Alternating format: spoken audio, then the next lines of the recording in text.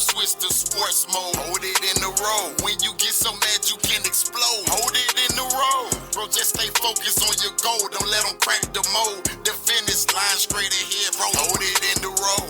When life switch to sports mode. Hold it in the road. When you get so mad you can explode. Hold it in the road. Bro, just stay focused on your goal. Don't let them crack the mold. The finish line straight ahead, bro. Hold it in the road. What's up, everybody? Welcome back to Holding the Road with Mr. Gray Fox, Big Bad Harold. What's going on now? Today, we had the pleasure of sitting down with Elder and youth pastor Robin L. Sapp.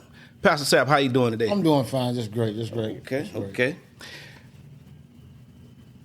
Crawfordville. Mm-hmm. Class of 84. Now, what's the mascot down there? What is that mascot? It's a war eagle. Okay. Mm-hmm. All right. You played football too, didn't you? Yes, sir. I sure Did you take it to the next level? No, I didn't take it to the next level. Got Okay. hurt my senior year, so things didn't pan out like I thought it was. Okay. Like I thought Now it should have. Hey, you got any plaques on the wall, any statistics down there? Well, you know, it ain't on the wall no more. You know, you've been out of school a long time, and you know Right. they don't. You know, Right. back then it was records back then, but you know Right. they don't. As time progressed, you know they don't look at those records. Okay. It wasn't a good.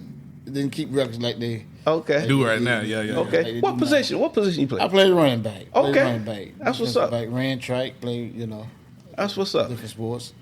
Who was your favorite athlete when you were coming up? Well, my favorite athlete, I used to watch a lot of, was Tony Dorsett. Cowboys? Yeah. Don't tell me you're a Cowboys fan. Well, I'm not actually a Cowboy fan. Okay, but because Tony we about to cut this interview, man. no, I just like Tony Dorsett. I like this, you know, I like his style of running. Okay. And, you know, he was, you know, when he played for Pitt, I remember watching him. So he was very, Okay. he was a good guy. Now, after high school, you went into the military. Went into the military. What branch? Army. Oh, yeah? Okay. What was your MOS? I went in a 13 Bravo, but Cannon cocker. Cannon cock. Yes, sir. Right, you know, you really didn't, you know, that was, you know, you really didn't know the MOSs back then. But Right. once I got into it, and I was like, nah, this is not the MOS. I can change this MOS in, you know. Hey, Yeah, right. Because it had a bonus, and Right. and that's what, you know, coming from when they offer you that bonus, you looking at money. Yeah. Money. Yeah. So it was like, okay, then it was like once I got through to my station, I was like, and so I was like, no, this ain't for me. But I got a break. I got a break where, you know, they needed somebody in supply. Mm-hmm. So I was able to change my MOS to a Okay. 54 air code. Okay. So- now, I don't know what that is. That was like a Yeah, NBC, you know, the gas mask at Okay. the time. So that's what it was. Yeah. You know, you're dealing with that. They're cleaning the gas mask. Right, and all yeah. that there. See, once you get in them high numbers, you're talking about pushing the pencil. Yeah, You know what I mean? so, Yeah. well, that's really where I wanted to be. Yeah. But at that time, you know, everybody coming from that, you know, from that part of the county, and you know, that's what they was in. You know, you didn't do no researches or whatever else you wanted to go in. All you did at that time, you wanted to just get into the military. Yeah. Right, And, yeah. But so. Yeah, you was happy for the green light. I was a 16 Tango myself, Mm-hmm. and the same thing. I ain't know what in the world I was getting myself into. But my military experience was I wouldn't trade it for the world. Oh, you know what I mean? I would not trade it for the world, and you know, I've been benefiting from it ever since I went in and got out. You know what I mean? So yeah, and like you say, you know, coming from a small town, it seems like there's only so many ways up out of there. Right. But you know you got to get out of there. You know, you either getting out of there one way or they're going to send you down the road to a prison. Oh, yeah. eventually. Oh, yeah. Right. You get what I'm saying? Now, then you came back to the county. Yeah, I came back after 4.5 in extension and kind of figure out, you know, trying, you know, and having a family at the time, trying to figure out, you know, what I, you know, the reason I took extension, figure out did I want to get out or did I want to stay in, you know, because like I said, the experience was the greatest experience that I ever had. Oh, yeah. You know, Yeah. for its discipline. And so things, you know, you're trying to figure out, at that time, you're young, you're trying to figure out, you know, what you want to do. And so I decided to get out, which I thought was best. for me at the time, which you make those decisions right, and without any guidance. Well, I shouldn't say I any guidance because I did have a guy that was in the military. Say, hey man, this is you left for a reason, but you make those decisions. Right. You things change. Right. So right. That's why. Yeah. And you got to live with it. You got to live with it because it ain't no going back. Once you make that decision, well, it was a going back. Once you make that decision, you try to make the best of that decision. You wish you could go back, and if you had it, but in my case, I was too far gone to really think about going back. So it was just like, okay, it's good. It's good. I can do this. I can do it. I make soup out of potatoes. Yeah. Oh, yeah. Make do with it. Yeah. I do what I got. I had to do what I had to do. Right. I had to do what I do because I had a family. Yeah. Oh, yeah. It's a big deal. Oh, yeah. So I had to do that. Yeah. One more thing. Where did you do your basic at? Basic in AIT? Fort Sill, Oklahoma. Yes, sir. Yeah, me too. Fort Sill, Oklahoma. Yeah, I went in October. Didn't know what in the world I was getting into. Cold, boy. You went in October. I was in Lawton, Oklahoma in June and August. It's hot. Oh yeah, it's rough. It's rough. exactly it's cold and it's hot, and so. Yes, sir. Yeah. It was the exact opposite for me, and I can't stand cold weather. Good Lord, I'm like, man, what is this? I remember I was looking at all the brochures on the wall, Fort Jackson, and they had people out there water skiing and all that stuff. I think they had like a picture for Oklahoma. They had like a moose or a buffalo or something like that. Ain't nothing to do. I said, man, what in the world I done got myself into? But I was only there for basic training, you know what I mean? But when you said 13 Bravo, I said, oh yeah, that's Fort Sill right there. Cannon cocker. Boom, I tell you. That's what's up. So when you got back, you came back to Crawfordville. And you've been here since? Yeah. Sure. Okay. I got actually, like I said, I had did extension and I was trying to figure out, and my cousin told me about some job opportunities, and I applied for several job opportunities. I was like, hey, so I said, well, I'll try this right here. And when I went on the job interview, and they told me, I was like, well, I'm still in the military. So and they told me the job was, I got the job. Right. I got the job. So, like I said, you make decisions. So I went back. I was still in the service. So I went back and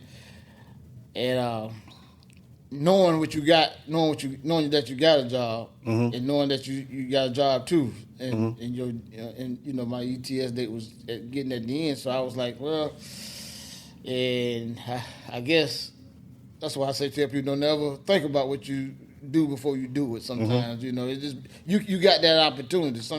But I was late for a formation, right? And me and the guy, me and actually my platoon sergeant didn't get along. Okay. So it was just like I was like, okay, how you say we short, right? And he was riding me, so I was like, you know what, I done had about enough of this. Yeah. You know what I'm saying? Yeah. I'll take my family. We'll just do what right. I gotta do. I don't have to. I appreciate the experience when these next 6 months over with. Right. Because I did the extension. I'm gone. Yeah. I'm gone. I had like a similar experience, and I know exactly what you're talking about. Man, you see some of these people, and you be like, you know what? Nah, this might not be for me.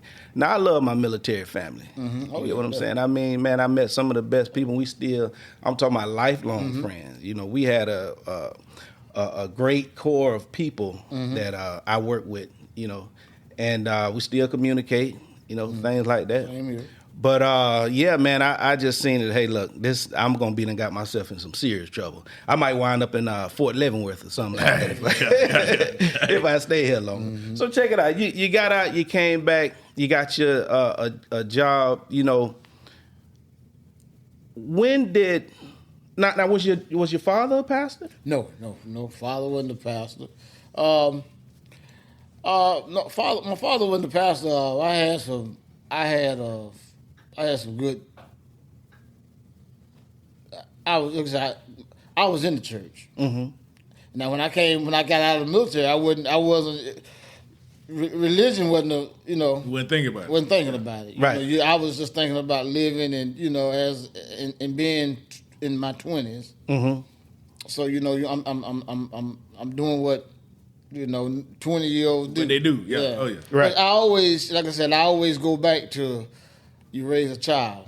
And I always knew what God can do because, like I said, if it hadn't been for God, and I always had a praying mother. So I had that base, Right. Yeah. That foundation. that foundation Oh, yeah. that regardless of the situation of what path what I'm doing, I always knew what prayer can do. Yeah. Oh yeah. So Yes, sir. and I knew what it did to me in the military. In some circumstances that when I was in the military, because I always, like I said, I had my mom and dad wasn't together, but I always had a praying mother and a praying grandmother, and it had some because growing up, like I said, Walker County wasn't that big, and I remember cousins and stuff going to grandma, and she make us go to church. So I thank God for that foundation with knowing what God can do. I'm not ashamed to tell people that. But even like I said, even when you're sinning, but I always knew that God, and you promise God and say, you ever heard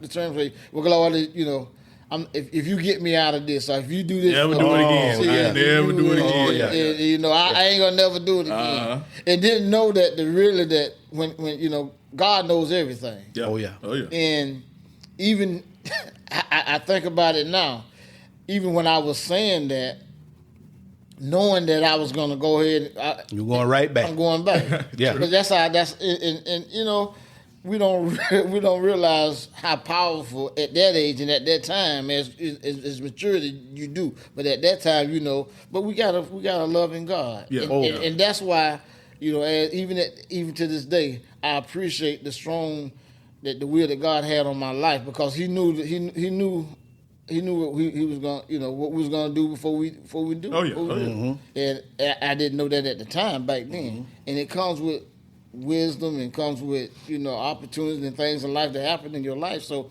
I thank Him for that. That helped me as a young man growing up. I mean, as a young child growing up.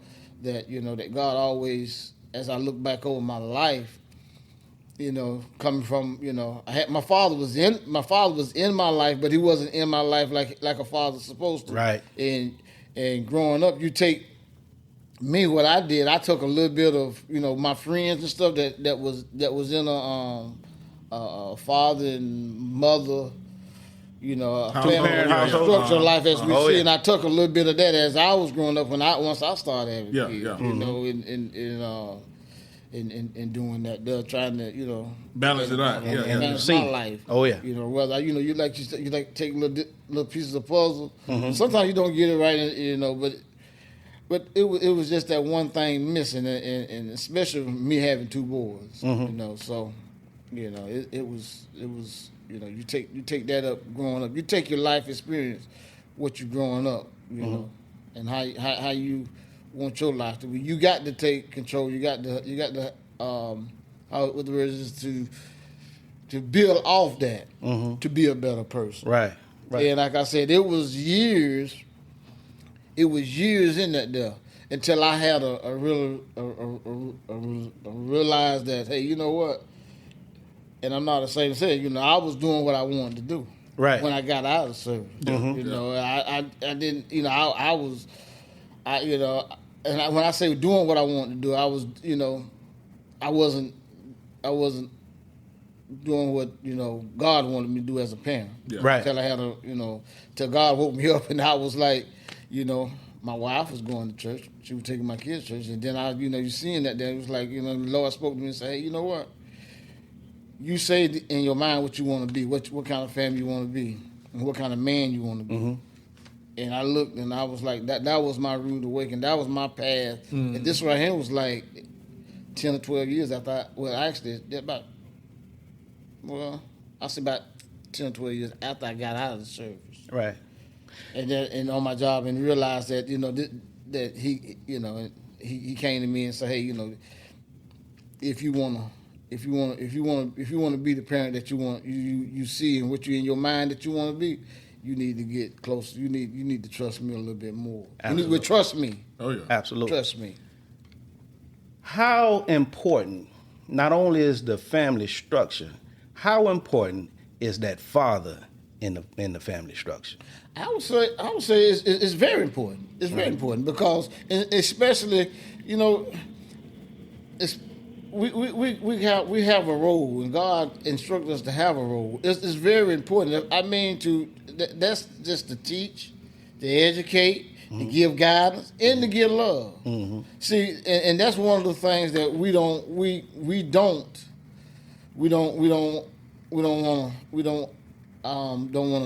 to do is give that love. I shouldn't say that now because it done changed now. When I was growing up, to tell a young man that, hey, I love you, support you, it's a sacrifice. It's definitely a sacrifice. You got to sacrifice that and I realized that my kids was a blessing. Oh yeah, they was a blessing to me. Nothing happened by happenstance. It's a reason. And I had to own up to it. I had to sacrifice. Jesus sacrificed for us, so we got to sacrifice for our kids. Oh, yeah. Whatever you got to do. Like I said, I got a daughter too. So I had to, I didn't want to be like, I knew I had to take care of her. I knew that though. Right. That was my responsibility. Yeah. Regardless of me, what we had with her mother, that was my responsibility. Nobody can't say that I never did. I had, and that's one of the reasons because I had it before I got out of high school, and that's one of the. And see, our choices are based on what we do. And my choice was based. I had to take care of my. I had a child. Right. And I had to do that. And coming from that era, you don't. It wasn't a lot of opportunities. Right. Back then, we didn't have. It wasn't a lot of resources that And the only thing they were locking brothers up left and right. Oh yeah, that was for child support and this right here and that. This. So a lot of people don't talk about that. Right. And a lot of things have changed now. And so they didn't care about if you was if you had a family or whatever but education. And you can't go back and undo what happened. You just got to make the best of it. The 80s, right there when that crack epidemic, that thing exploded. And like you say, people were going to jail left and right, and then they hook you up on this child support. And like I say, that's something that we done. We put ourselves in that position. We got to take accountability for that. Yeah, we do. But man, you talking about you standing on. I'm talking about shaky ground when you step in that courtroom. Talking about but they don't care if you got a piece of bread to eat. You get what I'm saying? You got to pay that child support. Definitely. But as far as when did you submit? When did you say, hey, look here, the streets ain't for me? I submitted when I woke up on my couch and seeing my two young boys going to church. Okay. And like I said, I always had church in me. And it was on a Sunday. I tell people it was on a Sunday morning, and they looked at me. Now these are the people that count on me. Right. Want me to be there. And so I had to. It was just like hey, you either gonna be out there or you gonna be here. Right. And that was the road to me right there. So I said, hey, Lord, I surrender. I surrender. I'm going to church. Because I can't pass that. I can't pass that. Pass on a generation. I got because I can't depend on nobody else. Them are my kids. Right. And by me doing that there, the Lord say if you do what you do with your own kids, you be able to touch other kids. Oh yeah. Because they're gonna bring their friends. They're gonna see positive things because that's what I seen. I've always been around. When I was growing up, I had friends that had parents and fathers that was doing family things. Right. So I go to their house. So I had, I was like, okay, yeah, so that was the rude awakening. That's when I submitted to the Lord and great things started happening. Yeah, it wasn't easy. It wasn't easy. I was like, you know what? Hey, dealing with trying to do what's right. Like Paul said, every time I try to do right, wrong was all around me. So it was just like, temptation and that there and things was just, people. It was hard for people to see the change in you. I had to step away from all that stuff. To get to myself, because it was like, I had people saying, well, he ain't changed. Okay. He ain't changed. They ain't, he gonna do this right here. He gonna be right. You gonna be out there. But you gotta have a strong willing mind. When you make up your mind, and only God knows. Right. And see, that plays a part in your head as you walk in this Christianity. As you try to do what's right, you think about what other people are saying, but you got to block that out. Oh yeah. You got to block that out. That's one of the things I had to do. So now you working with the youth. Well, yes, I'm at the foundation of working with the youth, because we see so much going on. Like I said, we at my current church I'm at now, we don't really have too many, but they're coming. They're coming. Mm-hmm. God has showed me a vision and to deal with the youth, because I asked and I said, Lord, help me to see the vision. What can I do? And when you don't see the youth coming, and after being there a while, but the ones that there, instead of looking at the ones that are not coming, look at the ones that come. Focus on what's there in front of you. Man, when I started, I think it was like about 2 or 3 youth, and now that they're young men growing up doing, got it really there every Sunday, and. They'll touch other kids too. They'll touch other kids. That's real good. Now, when you say so much happening, what are you talking about exactly? The violence? Well, so much got our kids' mindset is violence. But what would I think it's a different era. It's a different time. And when I say it's a different time, it is a different time. It's different. And I used to think about, I asked the question, why is it so different than when I was growing up? But they got so much to offer them. Yeah. And see, it's a whole different. When we was coming up, we didn't have Well, coming from the country, we did have guns, but we feared guns. Right. And like I said, I never grew up in the city. I always come to the city. I had friends and stuff that I come in and stay, but it wasn't as a lot of people. And coming from the country, you see uncles with guns and all that, but we feared them, and we didn't bother with them. And it ain't. And see, people say, "Well, it ain't the guns. It's when it get in the hands of guns." We had guns, we had drugs, we had all this other stuff, but it's a whole different game now. It's a whole different. We didn't have no PlayStation. We didn't have all this other stuff, and plus they didn't talk about sex. They didn't. It's so much out there for it. Social media and the internet. Social media. Yeah. And but sometimes they got a lot. The kids got a lot to deal with, and you got to talk with them. You can't. It's a difference between, and that's why you talking about adults. You talking about youth. Those are two different words, right? Right. You got the youth. You got the adult. And it's a difference, and you cannot put yourself on the level with a youth when you. Yeah. An adult. You cannot. You ain't gonna. It's no way possible. So you can understand, and and you got to listen to people, listen to kids. I ask myself, and I ask God this question all the time. What can we do to draw the youth?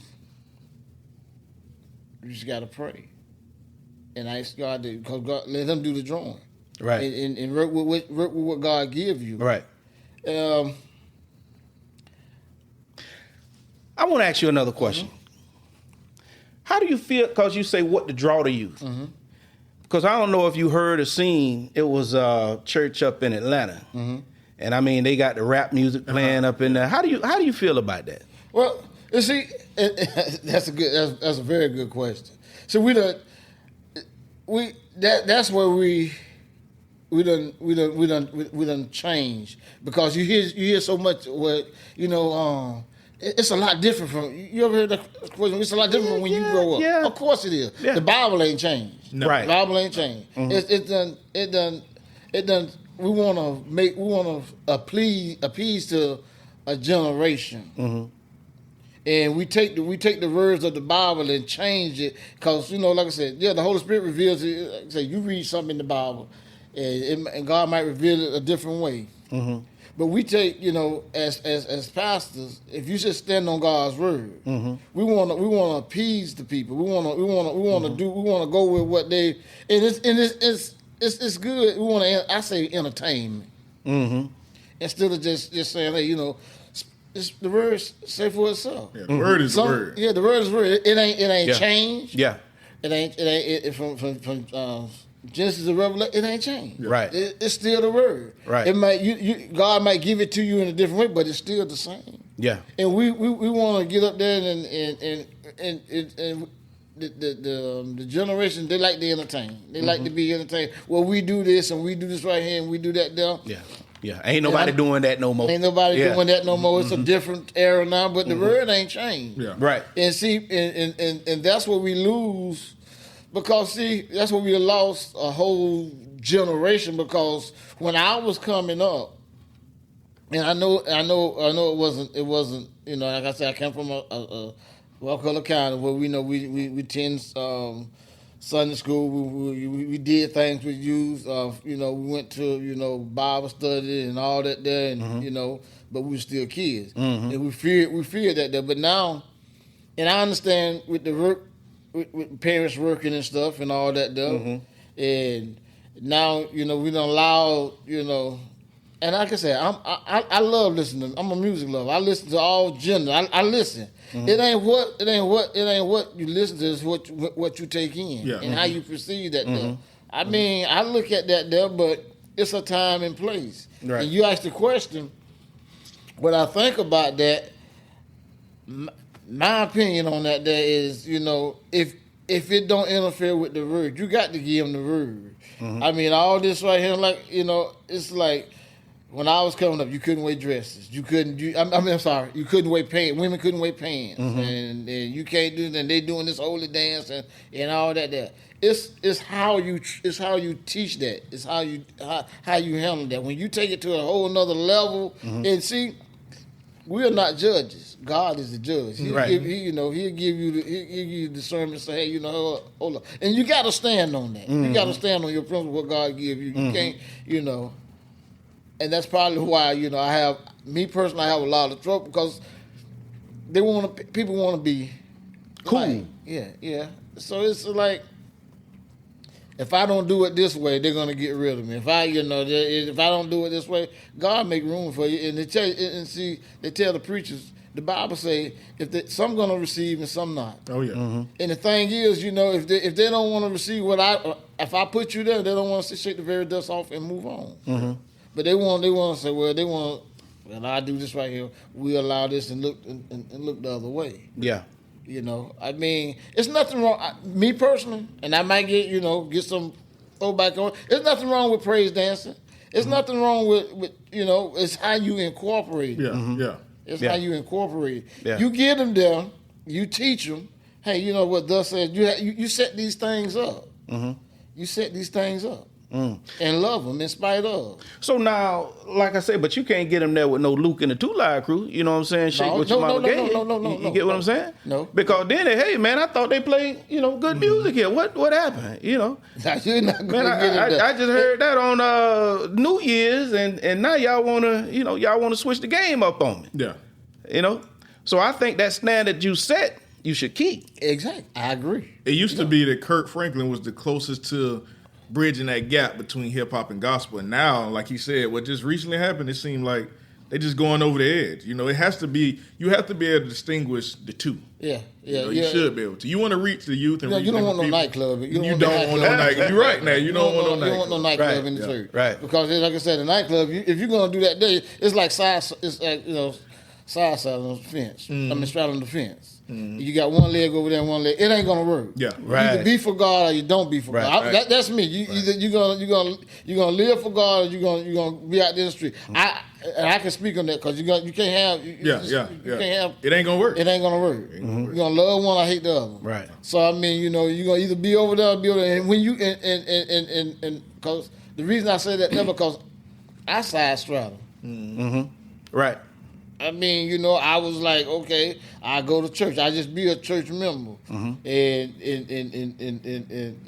still, do my thing on the side. Do my thing on the side, because it's called a conviction. Conviction. Yeah. Right. God will convict you and let you know, hey, you can't do that though. How you gonna do that though? You're a hypocrite, and you got to come to yourself to realize that you got to say, hey, this is what I want to do. Right. And see, people think serving God is boring. God didn't see. One thing God said, it ain't gonna be easy. And see, and the young people say you can have fun. You can have a prosperous life. He said you have a prosperous life if you believe in me. But see, our young kids, they don't want that there. I shouldn't say they don't want that, but they don't see that there because because you only got. You think about it. My kids, they come to church on Sundays, but see, but I know, and then on Sundays, Monday through Friday, what they're doing. The pastor, they're giving the word, but then after Sunday, they're going back into the world. So, and they're not my kids. So if they're my kids, I'm seeing them every day. I'm able to, but then they leave. You bring parents, and parents doing great. They bring them to church, but they got to go back out there into the world. Right. But who's preparing them for the world?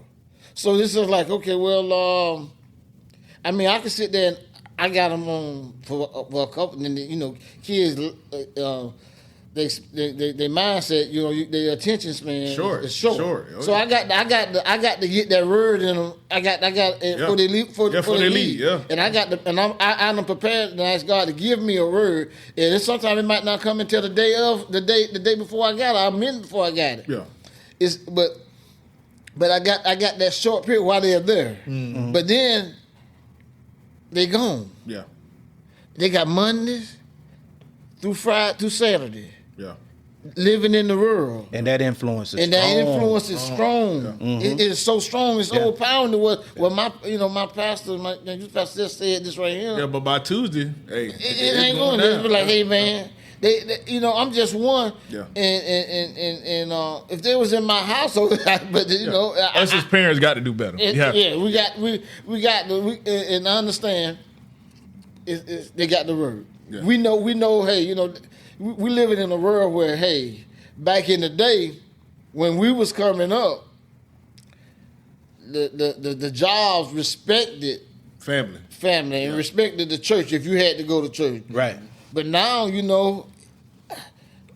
that's on you. Hey, you tell them, hey, you know what? I got to go to church on Sunday. Oh well. Well, you got to do what you know. Well, you might not have a job. Yeah, when you come back. Nothing about that. We don't care nothing. We don't. It ain't nothing. Right. And even pastors, they got to take care. It's a hard job. They got to take care of their family. So, I mean, he can't miss work. Right. Because if he, it ain't like our counterpart churches. Well, when I say our counterparts, I'm talking about the white church. White church. Oh yeah. They membership. They're gonna, they paying they pass. They got a full time, and that's the difference. Yeah. He's there working. He's there doing that. That's his job. That is. They get mad. Yeah. And now you take it to the African American church.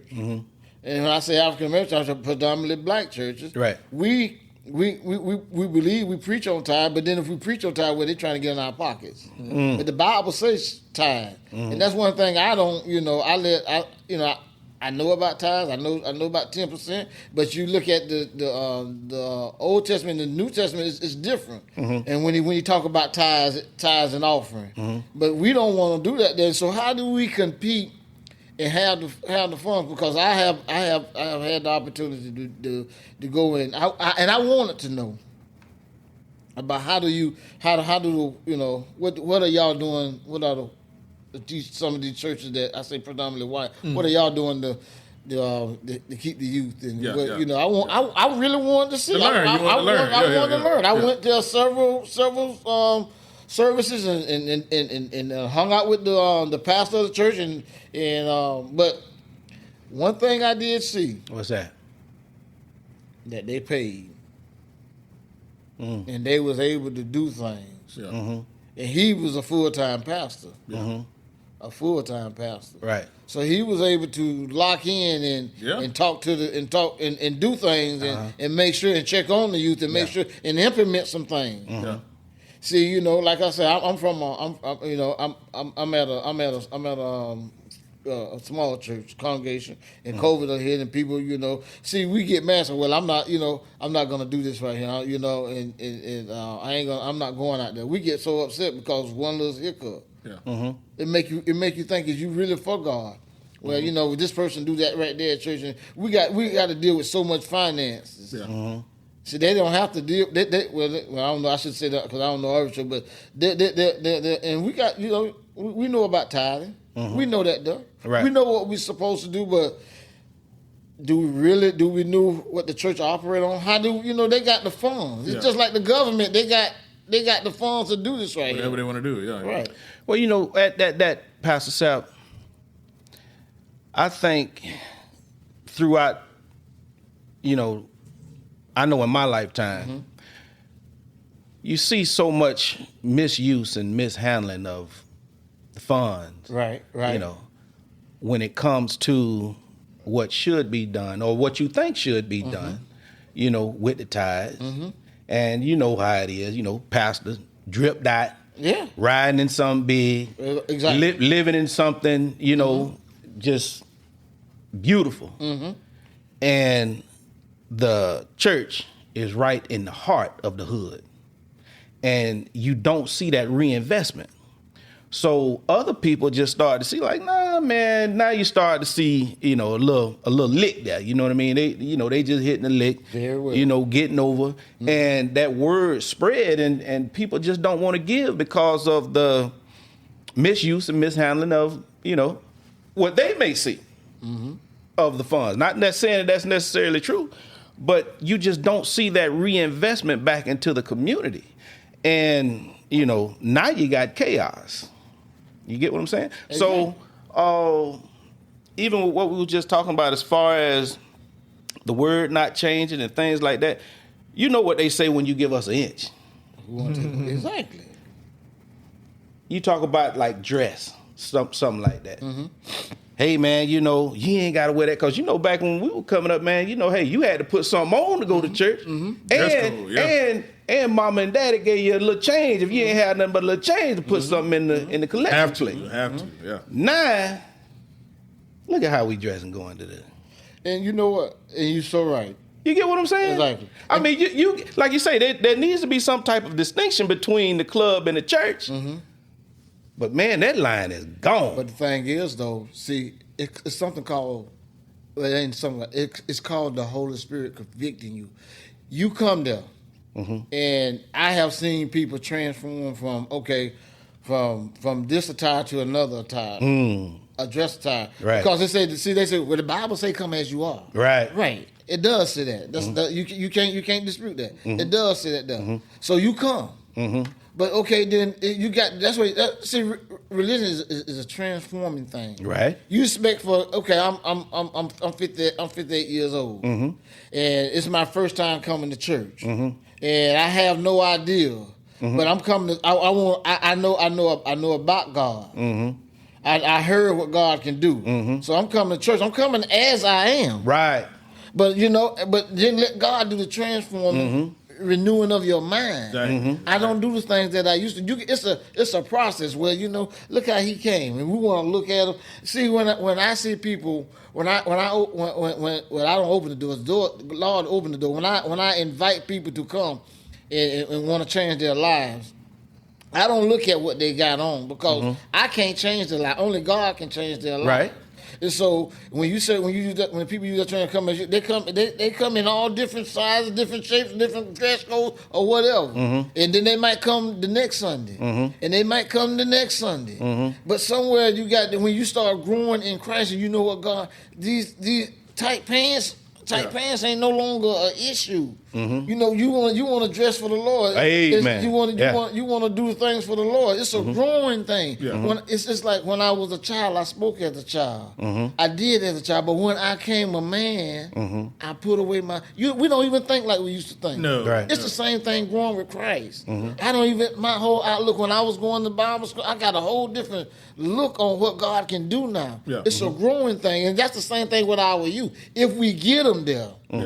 You got to get them there, and let God let the word convict them. Let the word get in them, because see, when you get out there, you know when we was in the military, and when we got you hear people say, I remember when my dad said this. I remember my mama said. I remember I just quote out when my granddad said this. It's the same thing. I remember what God said about this when I was in the military. God, I remember this right here word. And when you find yourself getting in there, you remember what God done for you.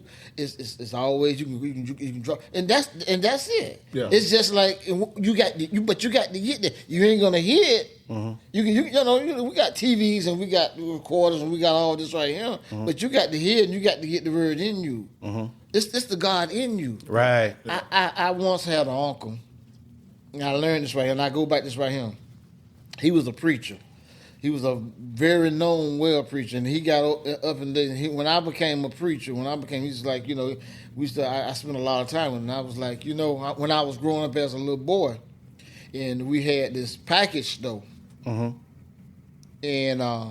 he told me this, and I learned this from a very, very, very, very valuable lesson. Very honest. He said, and I used to hear the people, talk about, because he was a big time preacher, so.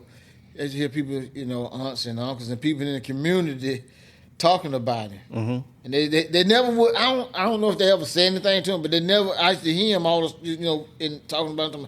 They see him at this package store, and they didn't say nothing to him, but they talked about him. They say, well, what he doing in there?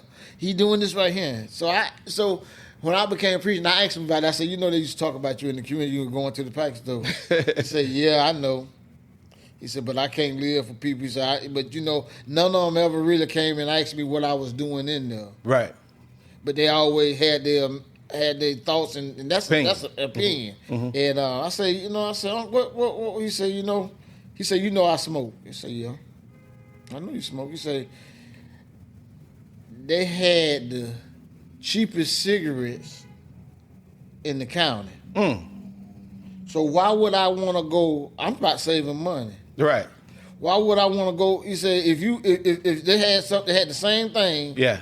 At the store down the road. Right. And the same thing at this other store. And it was cheaper at this other store. Which store would you go to if you pass by? Yeah. I said, yeah, that's right. He said, but see, people had their own opinion about what I was doing. He said, even when I went into that package store.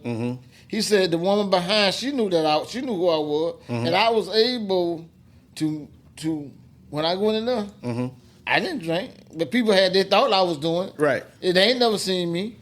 He said, but they had their opinion, but I didn't even have to fight that because I let God fight my battles. Right. So he was like, okay, when but if they want to know, I would have told them, come on with me, let's go in there. But see, they never know. I said, oh, that's pretty good because see, that's one thing. He said, we got to get out there in the hedges and highways. If you go into a place, it's not how you go in. It's not how. It's not if you go in there. That's how you go in there and how you come out. Right. Right. It's not what comes in the body defiles the body. He said, but people had their own opinions about what, and that's how it is with. They're not going to come to you. They see you do stuff, especially religious leaders. They see you do stuff. And they don't want to come. They say if you got fought with your brother, you go to. If you want to know better, don't go and talk about them. Go to them and straight up. And see when one of the things that's one of the things that I use. We go, they speaking to like, well, that pastor they're doing this and that pastor they're doing that there, and they hear that there. and we talked about finance. Right. Preachers driving around, and I mean, and the money and misappropriate and doing this right here, and they got to have that. In my opinion, this is my opinion. I say it. And ain't nobody. I mean, God gonna take care of it. Mm-hmm. But sometimes we let the world dictate on us on what should happen. Mm-hmm. It's like I said, we said the world is the same thing. Mm. They got jets, they got this right here, and if you don't see no church growing, right, you don't see nothing they doing.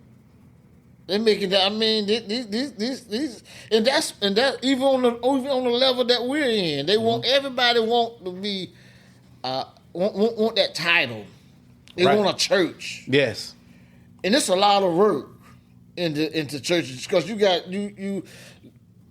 If God when God pick when these churches be without pastors, and if God send you there, He'll let you know. If God put you there, you're gonna be there. Right. But so they want to. I want to appease this member. I want to get these votes and that there, and then you find out it ain't that. It ain't as glamorous as what it's supposed to be. It's hard. It's hard work. Mm. If you're gonna be committed to God, God's gonna give you the tools to make that church grow. Mm. And then we start looking at it. I don't be honest. I don't think the pastor should have to deal with the money. Mm-hmm. He really shouldn't. I'm serious because see that's where it go messed up. I got a job. God blessed me with a job. Right. When I go, and I tell you right now, when I go to these different churches and ask me, well, you want to be a pastor? They want to start talking about, well, what? They're like, you gonna hire me? God hired me. Right. God gonna take care of me. Mm-hmm. My living conditions is not. I gotta take care of my family. Mm-hmm. I don't want me personally. Now it's me. Mm-hmm. I don't discuss no salary because your blessings gonna pour out. God gonna bless you if you doing what God say.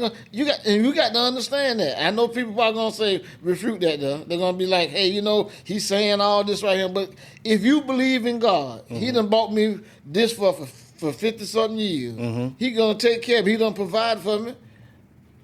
Yeah. I don't go begging. I had to. I didn't see that there long, but and that's where pastors get in. They start digging in the money. Why you got? Why? Hmm. I hear you. They want this big time salary, $3,000 salary.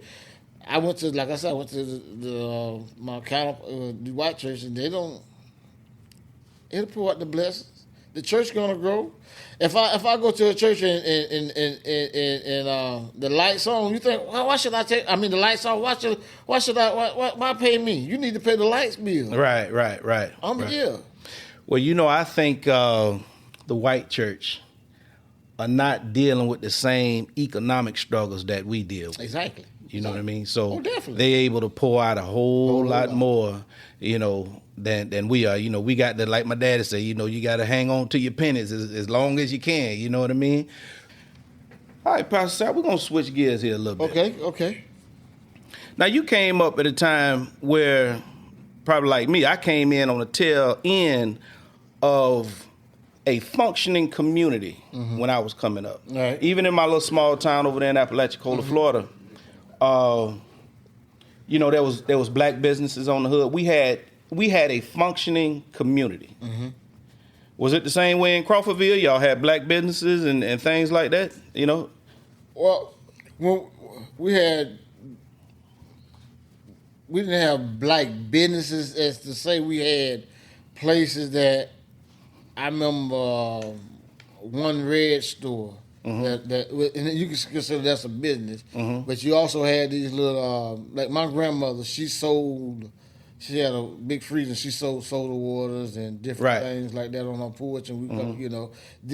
These was type of things you had in the community that people sell and stuff. And supported each other. They supported each other. Right. Oh, that went off. Don't worry about it. So. Now, let me ask you this question. In your opinion, did integration help or hurt the black community? When we say did it, I guess I'm trying to, I mean, because like as far as businesses and stuff. As far as that economic base. Well, like I said, I can't say because I experienced, because I never lived in a where black businesses had their, like the white people had the business had the privilege of having own a store, right? Where you had to go into. I never, like I said, lived in a community like that though, because all my life I seen where the white man had. They own everything. They own everything. So I don't know. I never. Thriving back black business. You ain't been around that. I never been around it. I seen where the ones that did have businesses there, they was able to have a decent life. Yeah. But it was just like I said, my wife's grandfather ran the store. Mm-hmm. And he had a lot of land. That's the only wealth that I seen that he had that was in in that community. A lot of land. Okay. And now like I said, it's not even their store no more. So it's kind of like they seen it's to me they seem like all the the money that they was making. I don't know how it got white people on it now, but anyway, like I say I can't say that I mean that it's better or worse, because like I said, I can't speak. Right. You didn't experience that. But like I said, I know we had we grew our own food, and we did different things, but we had to go to the store to get the go to these other stores and get the meal and stuff. Now, in a broader community, on a broader scale, do you feel like the problems in the black community are moderate or extreme? When you say a question again, let me think on. You say, do you feel that the problems, like in the broader community here in Tallahassee and basically all across the nation, as a community, as a group, black people in America, do you feel that our problems are moderate or extreme?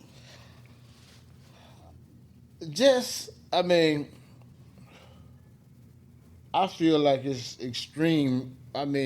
From what I see right now, and that's happening in our community. That's when we talk about the violence in our community. You think the violence is extreme? Because I'm here and I see it and I read it. So, for us, in the world, I don't know. I kind of, get that from the internet. But what I see right now, it's kind of extreme, and I would have to say because of our community. What do you think is the root cause, in your opinion? What do you think is the root cause of that? And I've been thinking long and hard on that. Though. I think the root cause is a lot. I hear a lot of saying, well, we need to get involved. We need to get set up programs for our youth. We need to and I think that's I think some of it is good. You do need to set that up, but you set these things up, but then they still gotta say, for instance, you set these things up for our youth. Mm-hmm. They come here for 8 hours. Mm-hmm. Or either come in, it's just like going to school, but then they got to go back to the same community. And deal with that influence. Deal with that there at nighttime. You're not there, okay. I can speak, like I said, go back to, I can speak life into you and say, hey man, you better than this right here, and you better than that there. But then you go back home to abusive mama or something like that there, and then it's just gonna go right back in. It's just like a feel good, like water on the ducks, but it's just like a feel good thing. So I applaud people when they say, well, we need to do this right here, and the church need to, and leaders need to do this, and the leaders need to do that there. But who have 95% of the time? So when they leave your presence and they going back, like you say, the Monday through Friday, what do you think that is the heaviest negative influence that they're facing out there? The most common one, in your opinion, that influence these kids to do the things that they doing out here. And that I had to go back to. It's just like think about us. I had to go back to my generation because, like I said, I had to think about what influenced me when I left. When I left Sunday school, when I left a positive environment, when I left the football field, when I left the practice, when I back out to my community, what influenced me? What was that that gave me? What was it? My friends who wasn't a part of that group, who wasn't. I mean, you got the mindset. So, but I had fear. I had fear of of the people around me. If I wanted to do right, and I had to do right. Right. So I mean, it's the mindset of when a kid leave these things, they go back into that community, and I know it ain't like you leave. I'm gonna use this right here, and it's just an analogy. That, okay, you leave Charles and you go back into the Colognes. Mm-hmm. You leave, and I'm just using this right here. You use another school and you go back into that community. Mm-hmm. You know where these crimes are happening. Mm-hmm. They don't have to. I mean, they don't. I mean. So you think it's they being influenced by what they see, or what they hear? Exactly, the same thing. We was influenced. I mean, when I was out there, I tried. We was in we talking about gangs and the people we hang around. It ain't nothing the TV. I mean. So you're just a product of that environment, basically. Yeah, what you said. Well, yeah. I mean, what you gonna? You don't left the presence of me. Mm-hmm. I don't drop you off. Mm-hmm. We done had a good time. Mm-hmm. I don't speak everything I can into you, but at nighttime, is I'm there. Who there? Who babysitting you? Who watching over you? Mm-hmm. You are you.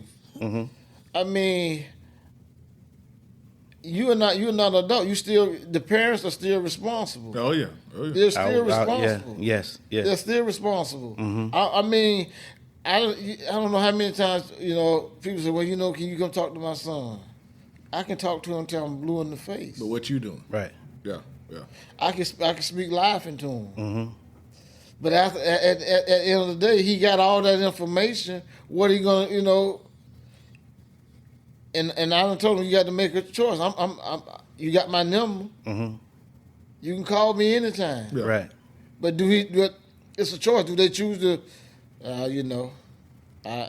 got myself into this way. Mm-hmm. And then they be like, I know you done told me this. They don't want to. It's after the fact now. I'm getting a phone call. I'm getting well, you know what happened to this person, but I gave him that information. He wasn't in my presence. Mm-hmm. And I'm thinking on the right track. So you think it's falling back on them parents? It is. And we don't, and like I said, parents, when you become a parent, it don't come with no instruction. Well, I should say it don't, I mean, it comes with, the scripture tell you. Right. The Bible tell you. Right. I mean, people can, but it don't, but you don't know what. Only God knows what, you can, like I said, it ain't no status thing. It's because we don't know what our kids gonna go. You try to point them in the right direction. Yeah. I got three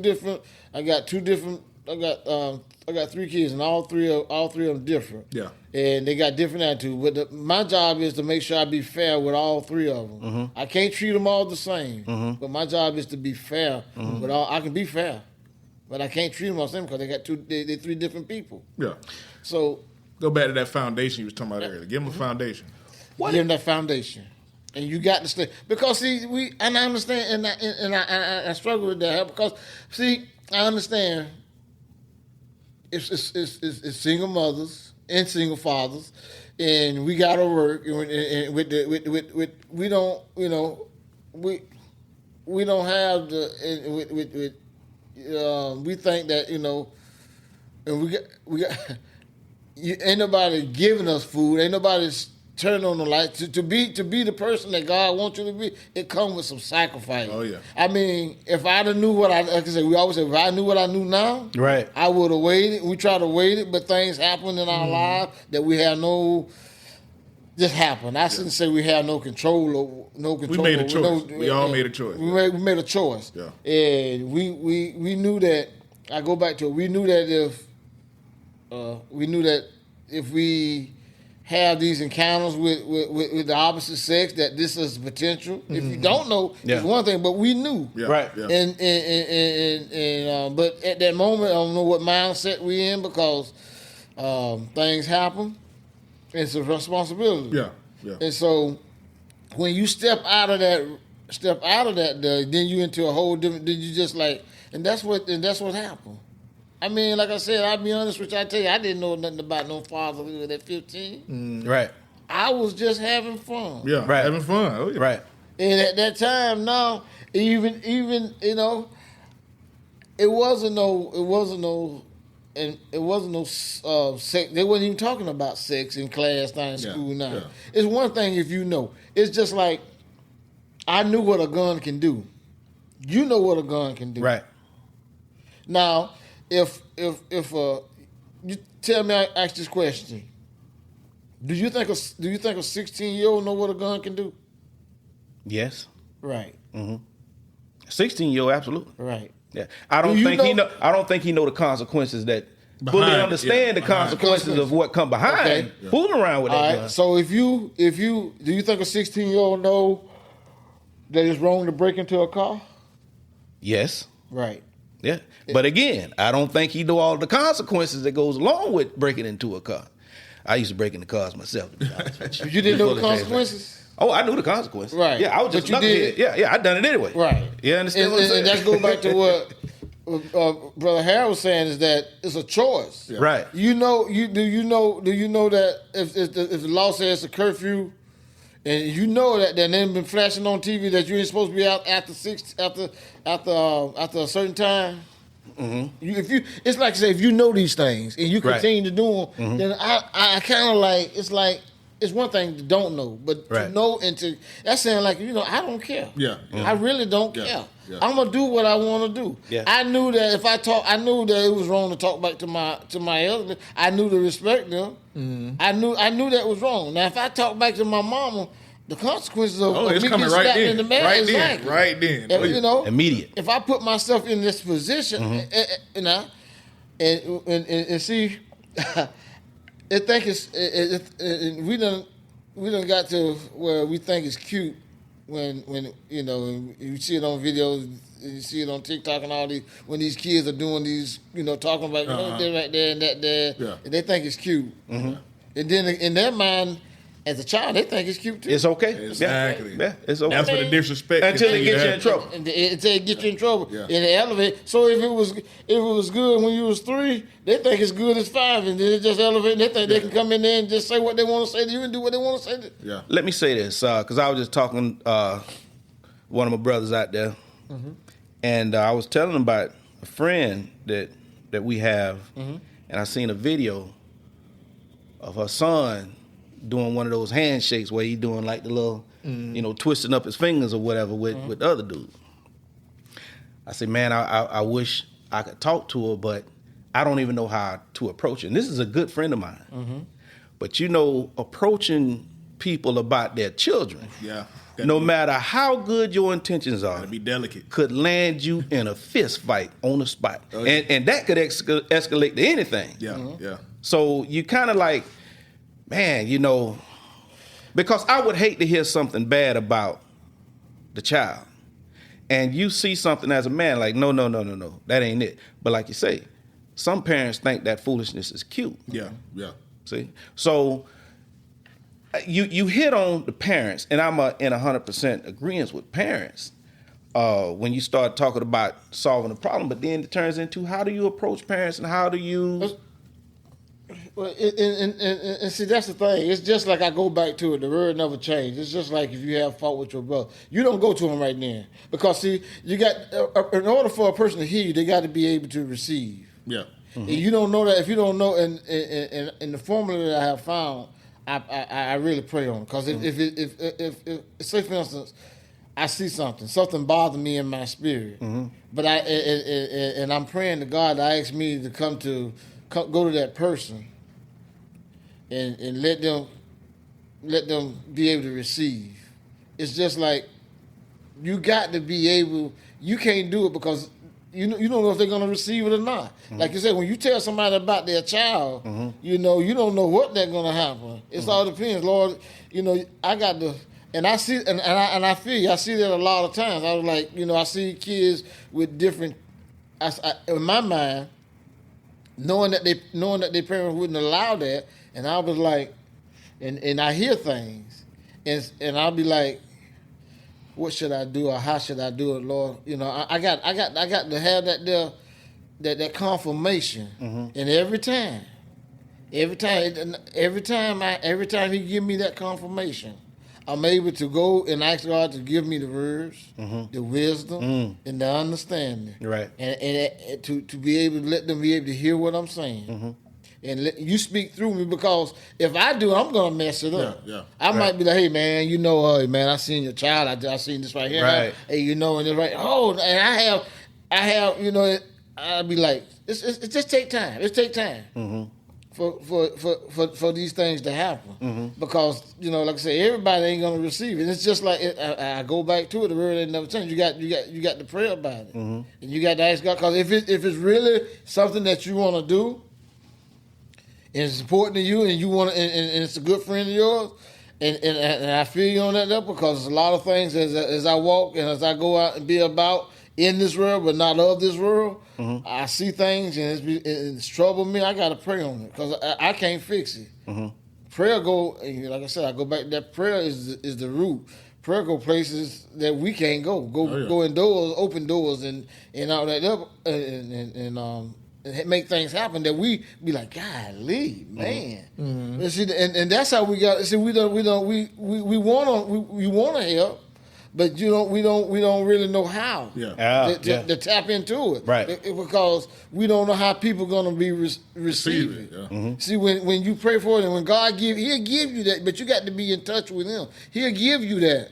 I had to learn that. Like I said, I do a lot of things, and I know I'm in this world, but I try not to be of this world, because it's a lot. It's a lot can suck us in, and I find myself in the Lord. That got to have that host. You be like, hold up, hold up. It's just like It's like over here. I was like, Lord, this is this. You I pray. Direct your path. You got it's.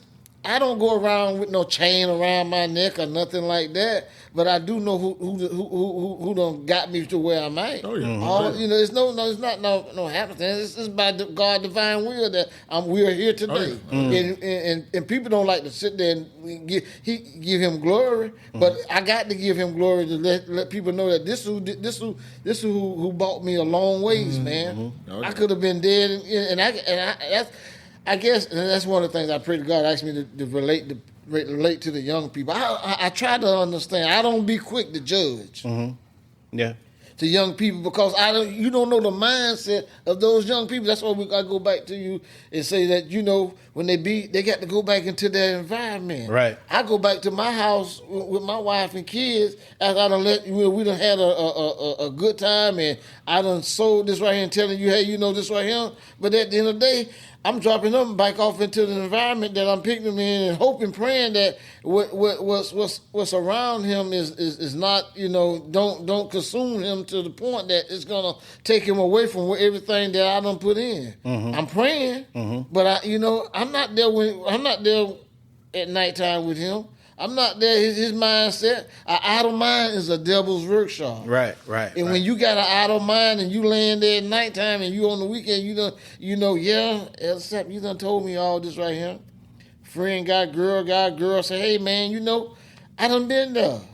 But you got it's willpower, especially as a 16-year-old, hormones jumping around, and you want to be this right here. I heard something the other day, Brother Falk, that that I was talking with one of my cousin about this kind of why crime and these right here. He was like, it's something puzzling, and I've been praying on it, and because I really want to understand. He was saying that these young kids, they got to have it's a notch in their belt to join these games. Right.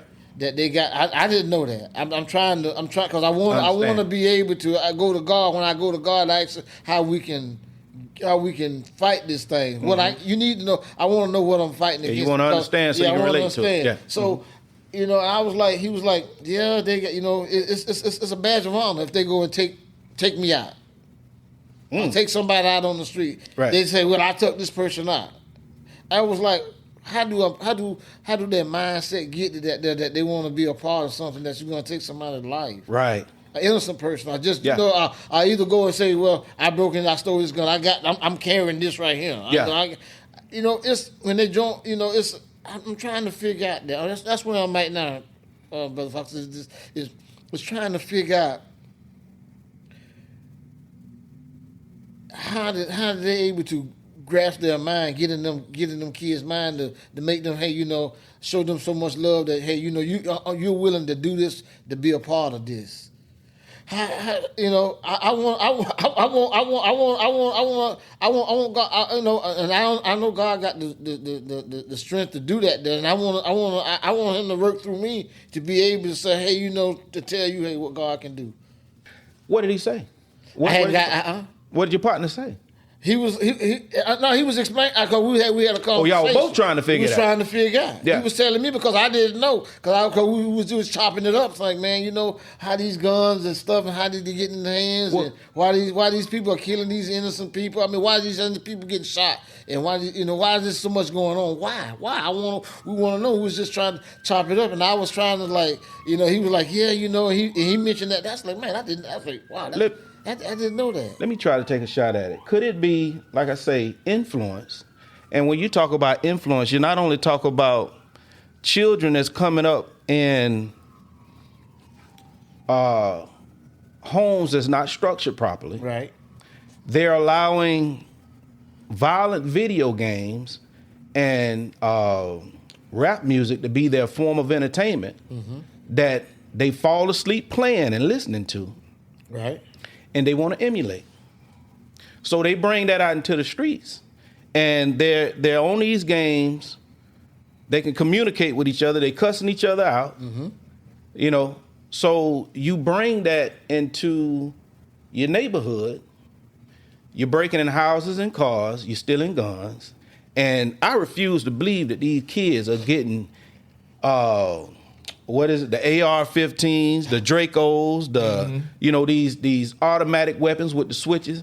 If somebody is leaving that in their car, I mean, man, you highly irresponsible. Yeah. So it got to be somewhere else that they getting these weapons from.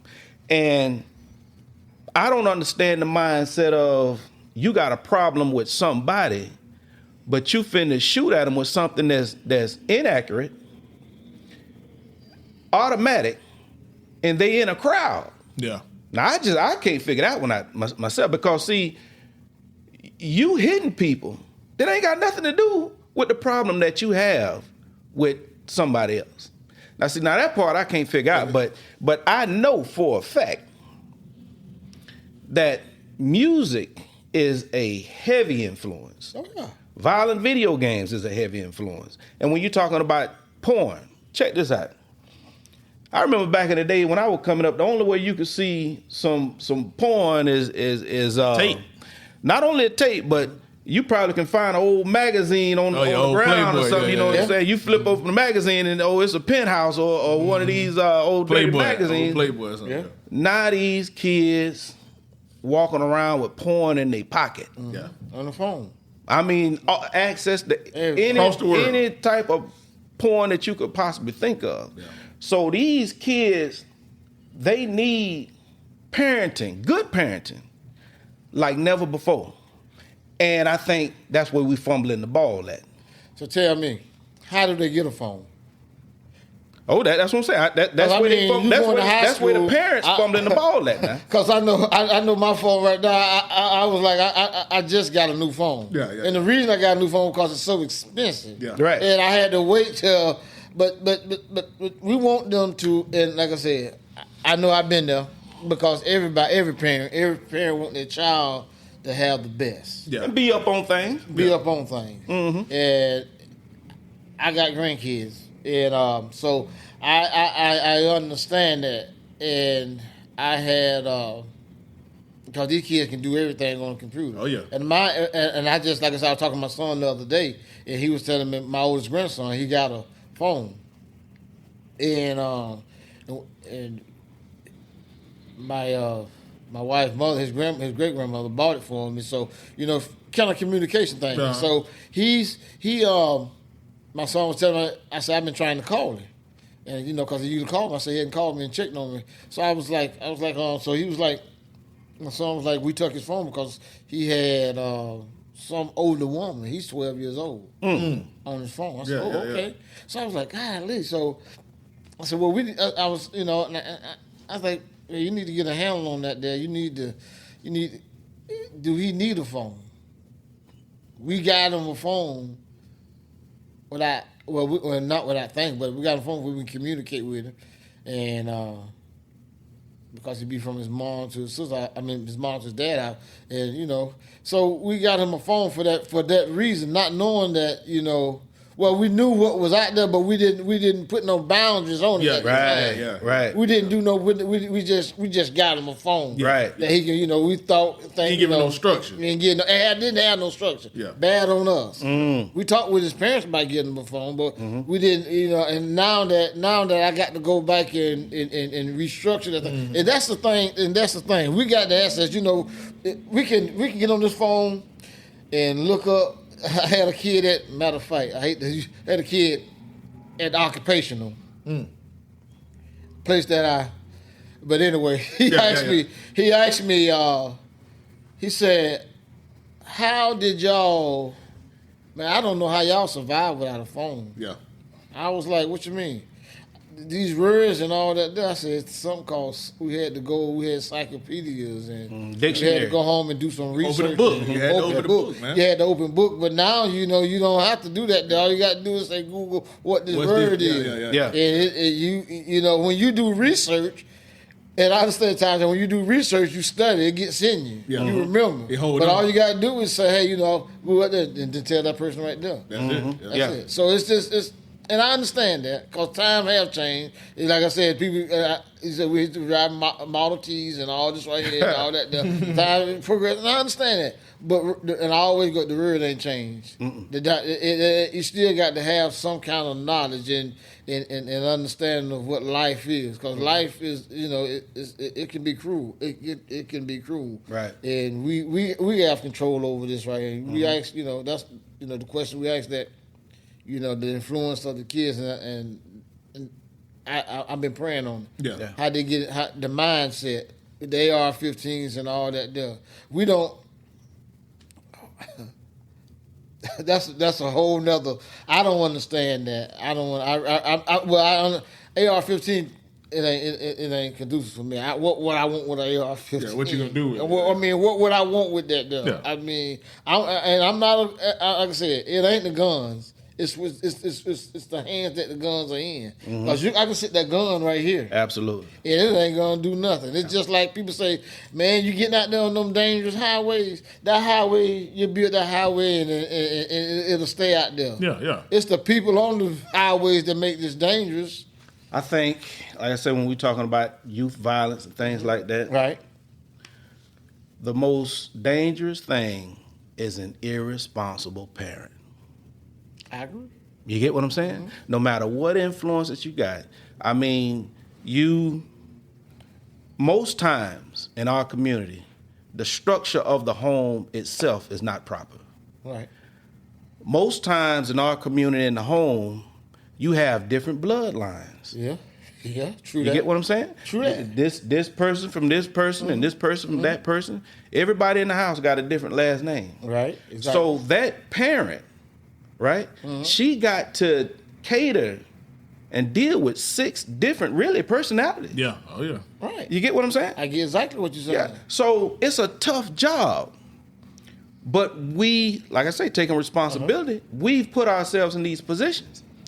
I think, and I got to go back to a friend of mine, he say it starts at home. it does starts at home. And when that house is not properly structured, you got a hell of a job on your hands. Excuse me, but you got a hard job on your hands. You know what I mean? Exactly. And we don't even think about the job that we have to do, and we still going out doing the same thing. You know, that's it. That we was doing before we had the children. That's exactly right. So the children are not a priority until they go out and do something foolish, and now you have to address the issues that child may have. What do they have to address?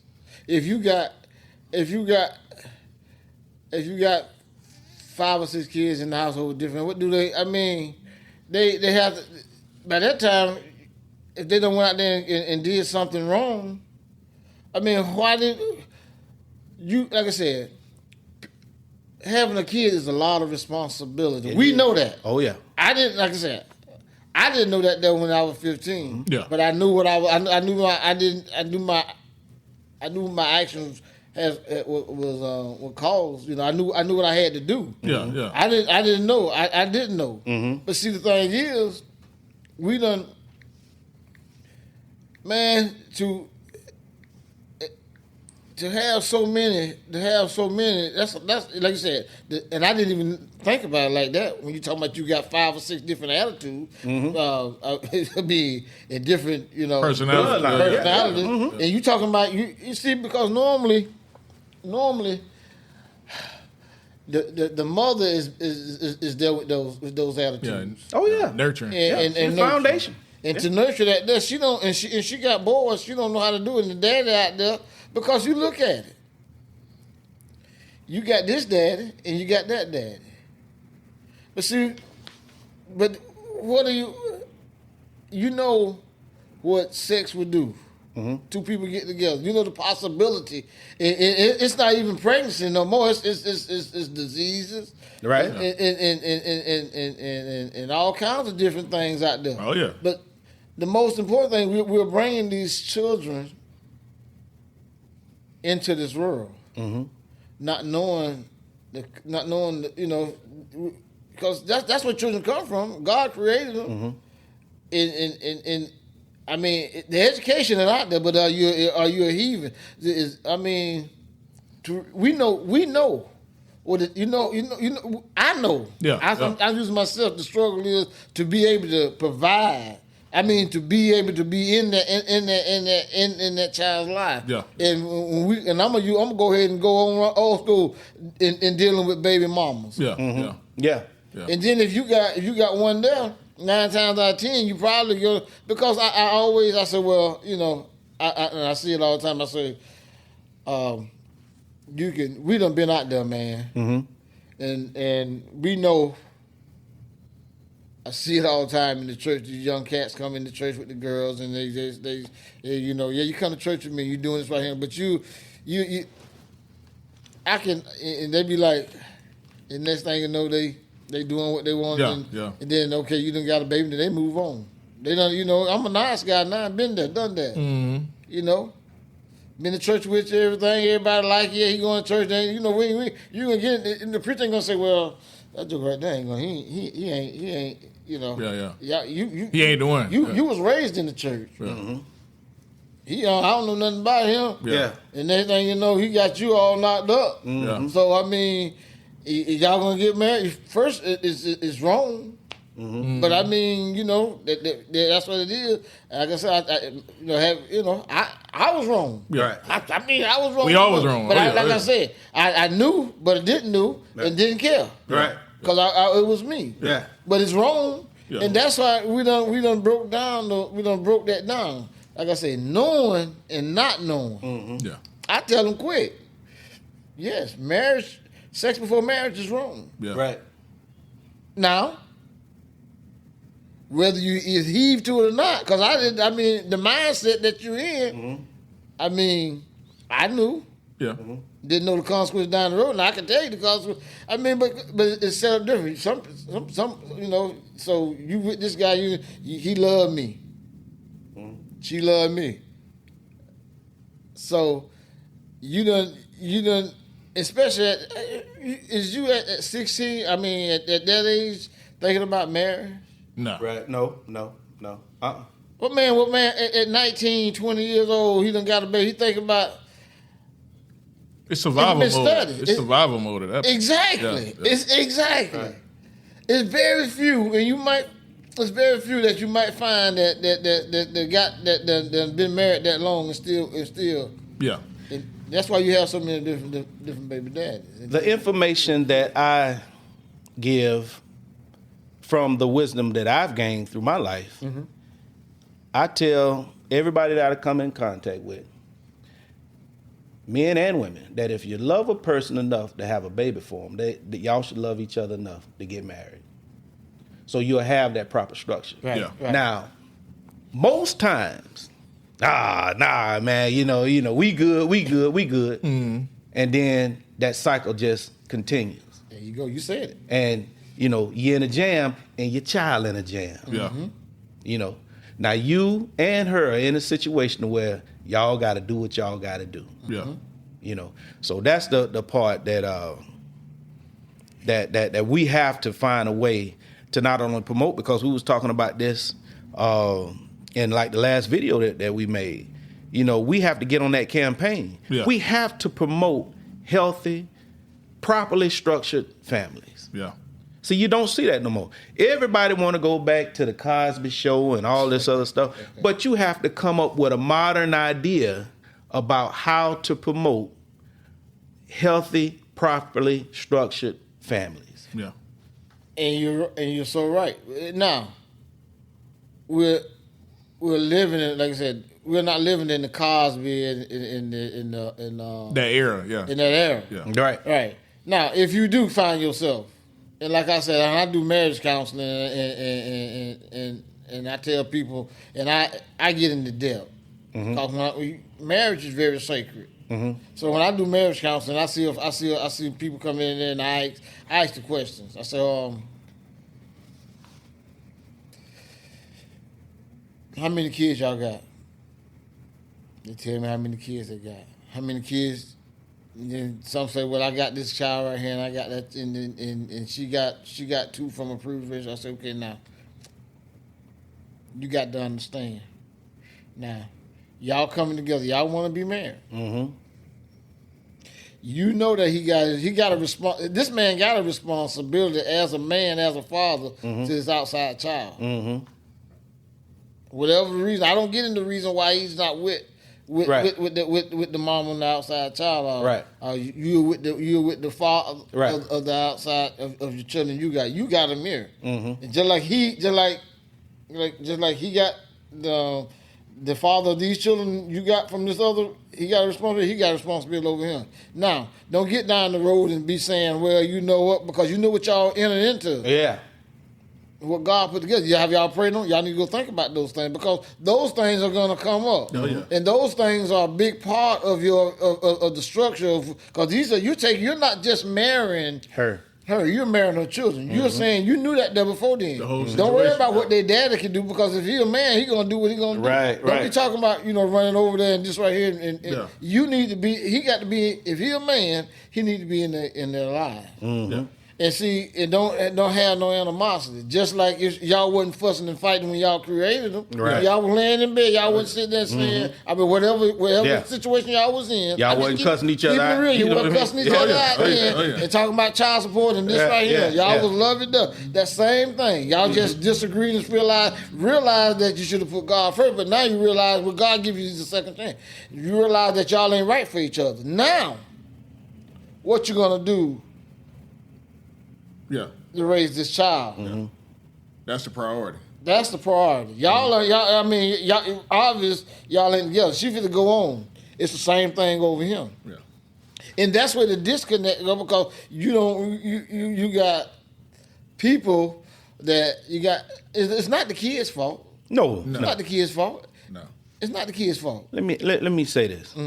What I've experienced and what I see. For one, the child is not the priority. The parents are trying to win, and they in direct competition with each other. See, instead of trying to get on the same page and do what's right by the child, no matter how many children it is between whoever or whatever, they trying to win instead of, and they trying to win, like I say, against the other parent and not trying to do what's best for the child or the children. You remember I was looking, I go back, I watch all counts. You remember Friday, not Friday, Boys in the Hood? Oh, yeah. You remember, was it Trey? Yeah. Trey was Cuba Gooding. Yeah. Cuba Gooding. You remember his father? Yeah. Oh, yeah. Right. You remember his Furious Style. Yeah. You know who his mama was, right? Angela Bassett. You remember when she said, hey, yeah, he do got a father? She realized that, hey, you know what? I need to send him with him. Yeah, it's that time. Yeah. It's that time. Yes, sir. It wasn't no bickering. See, people don't look at that. It was no bickering. You pay me child support or this right here. We're going to do what's best for our son. Oh, yeah. Oh, yeah. Yeah. And what happened was it carried on. See, and this is me now. This is why I looked at that. It carried on to his decision on what he should do when his best friend died. Yeah. Yeah. To go in that direction. Yeah. And mess up his life, go into that direction what his daddy had them put in him. The kind of man that he was. He gave him structure. Yeah, he gave him structure. And when he came back, his daddy just looked at him. That outweighs. See, that's where I look at that. Oh, yeah. And that's where, even though they never did, they never showed what the reason was, but she said that. She stood up and said, "Well, he does have he don't have a daddy, he have a father." Yeah. Right. Yeah. And she sent him to him, realizing, "Hey, we got to do what we got to do." We didn't. Them smart. Them to me, we take away Cosby and all that there, but I and people say, "Well, hey, that's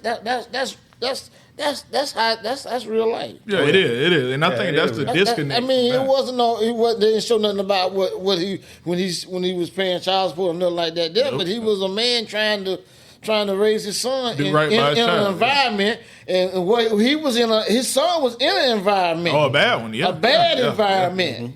Exactly. But he had got you look at the critics at the end of that movie, what he got into, the one that where he would have been, but he had enough foundation. He knew he had some loving parents. Oh yeah. And his daddy didn't go out there running out there saying, "Oh, my son gone. I got to go out there and find him." I use it as a scripture. Say, hey, maybe it's like the prophet. He prayed for his son. Say, Lord, shield him. That I gave him enough. Yeah, and he gonna have to make the right choice. He gonna have to make it right. Everybody gonna have to make that choice and deal with it. Yep. See, and that's the thing that people don't. I'm glad. That's why I wanted to bring that up. I'm a agenda of movies. I look at it. I go back old school. I want to ask you this final question, Pastor Sapp. Okay. There's a curveball now. Okay. Is money power? It ain't powerful. In my opinion, it ain't powerful. Money is the root of all evil. Money ain't powerful. People make money powerful. No. Is it power? Is it power? Now it's a powerful asset. You know what I mean? It's a powerful resource to have. Well, yeah, you can do some things. Yeah, but I'm asking, is it power? If we look at, I'm looking at it. See, I'm looking at it from a spiritual. Okay. I'm looking at it from a spiritual. I used to think the more money I had, the more things I could do. When I look at money, the structure of money and what money can do. But when I realized that I got everything, I gotta look at it from a strict Christian point of view, because money don't make me. Right. I can make money as long as I got life, and the only reason I got life is because of God, and I'm doing the right things. He will bless me because money. Yeah, I can donate this right into this, and that's where it is. See, that's the structure. They donate to these to their causes and stuff like this right here. They think the more money I got, the more power, the more influence. Yeah, I can say right now. And I'm just using this right. You say you ask me what money, I can say holding in the row, I'm going to donate $20,000 to y'all cause. Right? Right. What you going to think? Thank you. Thank you? Yeah. Okay. All right. Now, 5 months down the road, I said, hold in the call. I need y'all to do this right here and put this guy on the platform. On the platform, and y'all ask this guy what this platform about. And I'm gonna donate next year. I'm gonna donate another $20,000 to y'all cause holding in the road. But this guy right here is way out of left field. Something y'all don't even. Yeah. So what you gonna do? I can't fool with you. You gonna say you gonna fool, or you gonna say, man, this man, he Now, money don't move me like that either. Okay, that's what I'm saying. It don't move us. It don't move us like that, but it moved the world like that. Right. I mean, because you can. I'm just saying, you can take. We see it in politics all the time. Right. They sit there and say, well, it's just a matter of money. That's why I don't even deal in politics. I let God guide me because money can change their mind. It's packed in. I'm donating so much money to this cause. If they want this, that's the power in it.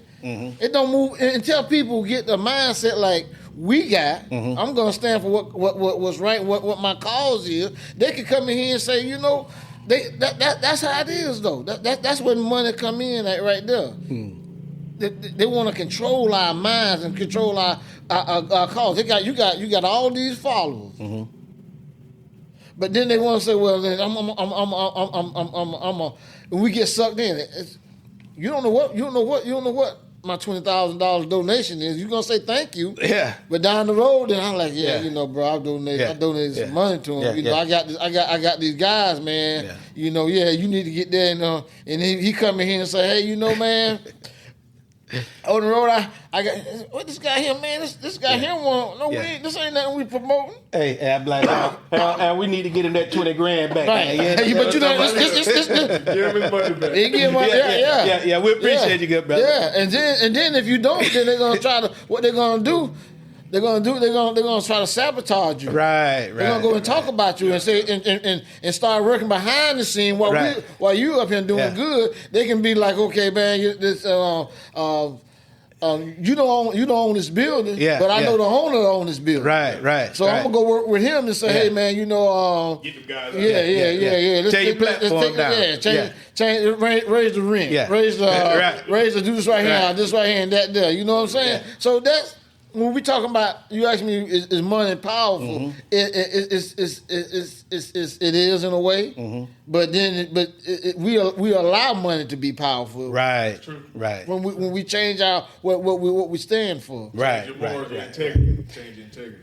Pastor, Elder Sapp. Appreciate it. If somebody wanted to get in contact with you as far as mentoring the children, mentoring the child, mentoring the youth, how can they get in contact with you? They can email me at rlsapp27@gmail.com. And I either get in contact with y'all guys. Y'all got my information. Right. And, just give me a call. They can always visit me at St. James Primitive Baptist Church, Scotts Road in Havana, Florida. That's what's up. Elder Robert Gaines is my pastor. You can come there every Sunday. But if you want to hear me, come there second Sundays and perhaps sometimes on first Sunday. But if you want to get in contact with me, we're there. So you can get those avenues right there, and I'd be glad to sit down and talk with you and pray with you. Pastor Sapp, blessings to you today, tomorrow, and forever. Appreciate you. Thanks for sitting down, talking with us. Appreciate y'all having me, brothers. Y'all continue to do the good work. Till the next time, everybody, y'all live right, play fair. Holla at us. When life switch to sports mode, hold it in the road. When you get so mad you can explode, hold it in the road. Bro, just stay focused on your goal. Don't let them crack the mold. The finish line straight ahead, bro. Hold it in the road. Bullets with a badge, or never get a pass. We can see straight through your mask. You made a glass, homie. Just think before you do the dash, cause it might be your last. Lay you in that grass, face down. You should've put your hands up. I promise you the Retta got them handcuffs. Look, we need to change our recreation. Let's focus on some education. How about let's fight for our reparations? How about let's teach our next generation? Big Bad Harold, Mr. Gray Fox. Let's give them motivation. When life switch to sports mode, hold it in the road. When you get so mad you can explode, hold it in the road. Bro, just stay focused on your goal. Don't let let them crack the mold. The finish line straight ahead, bro. Hold it in the road. When life switch to sports mode, hold it in the road. When you get so mad you can explode, hold it in the road. Bro, just stay focused on your goal. Don't let them crack the mold. The finish line straight ahead, bro. Hold it in the